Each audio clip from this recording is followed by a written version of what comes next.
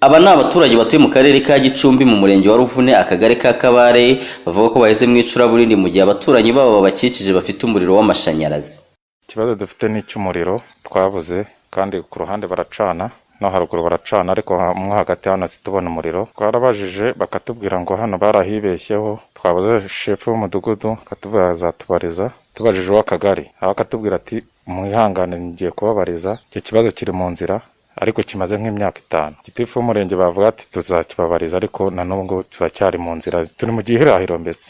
Ikibazo dufite twebwe nta muriro dufite, abandi babahaye umuriro twebwe badusigamo turi ingo zigera nko kuri 40-45 gutyo dusigaramo hagati.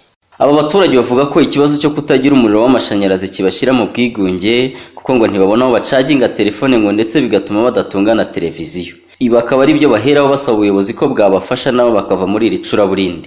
Nuko tuvuganira tugacana, urabona ko turi mu icuraburindi mbese turi nko mu kizima, wagira ntabwo twebwe turimo nk'abanyarwanda nk'abandi. Nk'icyo gucana wenda nka telefoni ni ukujyana Burimbi, hari ahantu mu isatere bita Burimbi niho tujyana gucaginga.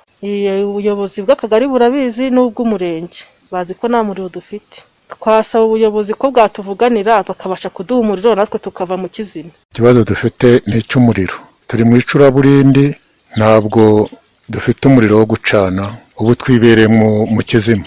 Ni ibintu bikomeye cyane, turabura umuriro wa telefoni, tukabura uwo gucana, tukabura uwa televiziyo, mbega ni ibintu byose, tukabura uwo gusudira, ni ibintu byinshi cyane tuwukeneyeho. Turifuza yuko kuko natwe mwadufasha tukabona umuriro kuko natwe turi mu icuraburindi kandi umuriro watwegereye ariko nta bushobozi dufite bwo kuwiyegereza. Nubwo aba baturage bavuga ko ikibazo cyabo kizwi n'umunyamabanga nshingwabikorwa w'umurenge ndetse n'uw'akagari Theoneste Ngezahumuremyi uyobora uyu murenge waravuga ko izo ngo atamenya neza aho ziherereye, gusa akemera ko mu murenge wa Ruvune hari ingo nyinshi zidacaniwe.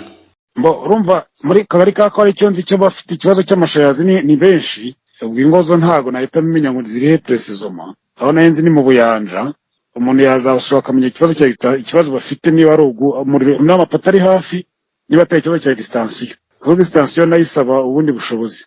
Ngendahayo Kirizologe umuyobozi w'ikigo cy'igihugu gishinzwe gukwirakwiza amashanyarazi REG mu karere ka Gicumbi, birasa nkaho nta gisubizo cyavuba haba abaturage, gusa arabahumuriza ko umuriro ugomba kubageraho byanze bikunze mu mwaka wa 2024 cyangwa se mbere yaho.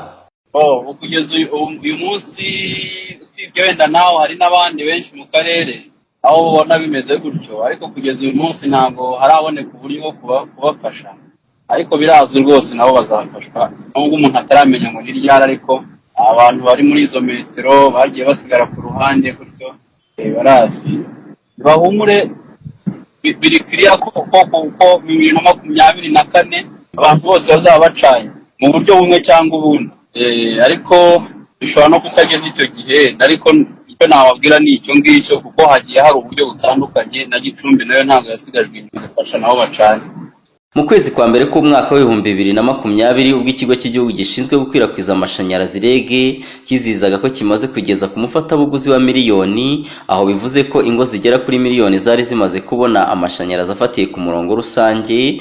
REG yatangaje ko ifite intego y'uko mu mwaka wa 2024 amashanyarazi azaba yamaze kugera ku baturage bose ku kigero c'100%.